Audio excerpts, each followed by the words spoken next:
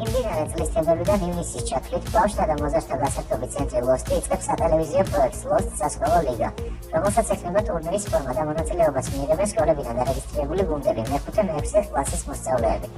ტურნირი ჩატარდება ბავშვთა ცენტრ ლოსტში, მისამართზე წნეთის გატკეცილის 2 და ასევე ქალაქის სხვადასხვა წერტილებსა და შემოგარენში.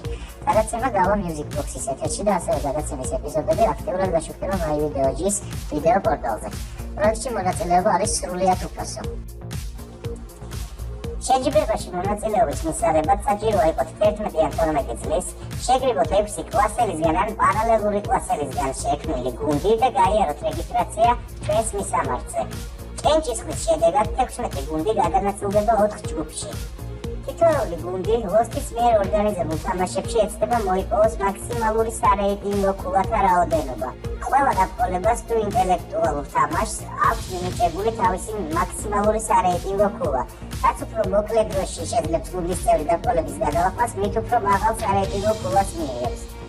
გუნდის წევრების მიერ მიღებული ქულებით განაპირობებს გუნდის მიერ დაკავებულ ადგილს ჯგუფში. ყველა გუნდს ეყოლება კაპიტანი, რომელიც მონაწილეობას მიიღებს სპეციალურად კაპიტნებისთვის განკუთვნილ ერთჯერად გასვლით თამაშებში, სადაც მას მიეცემა შესაძლებლობა დამატებითი ქულები მოუტანოს თავის გუნდს.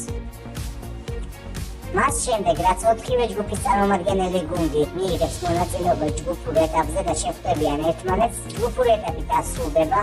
პირველ 2 ადგილზე გასული გუნდები გადავლენ მომდევნო ეტაპზე, ანუ პლეი-ოფში, ხოლო დანარჩენ 2 გუნდს ტურნირი დაემშვიდობება. პლეი-ოფში გადასული 8 გუნდი პირველობისთვის ბრძოლას განაგრძობს მეოთხედფინალიდან.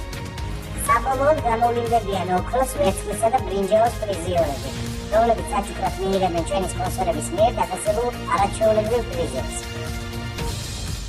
პირველ ადგილზე გასული გუნდი დაეუფლება Unicard-ის გარდამავალ თასს, რომელიც შესანარჩუნებლადაც მის სკოლას შანსი ექნება მომავალ სეზონზეც იბრძოლოს და შეეჯიბროს სხვა სკოლებს, რათა დაიცვას მისი მოპოვებული ტიტული და დაიტოვოს თასი თავის სკოლაში.